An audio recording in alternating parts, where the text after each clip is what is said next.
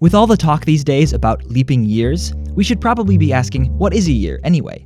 Ignoring all cultural history, a year is basically the period of time that it takes for one physical body to orbit another.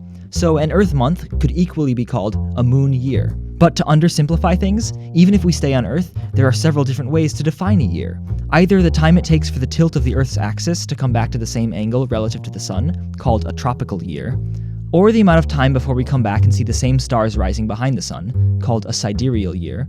Or, since the Earth follows an elliptical orbit which precesses, we could measure the amount of time between closest approaches to the sun. This is called the anomalistic year. Of course, all 3 years have slightly different lengths, but our day-to-day civil calendar does its best to follow the tropical year, since its duration is defined by the tilt of the Earth's axis, which also determines the passage of the seasons.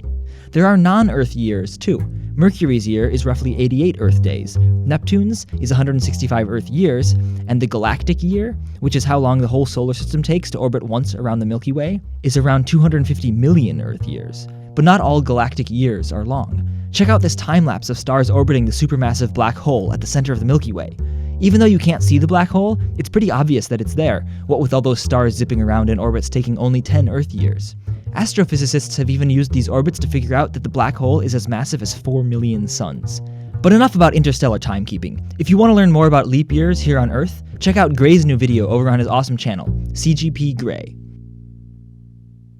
And a big thanks to the UCLA Galactic Center for doing sweet supermassive black hole research with the Keck Telescope in Hawaii, and for sharing their images with the public.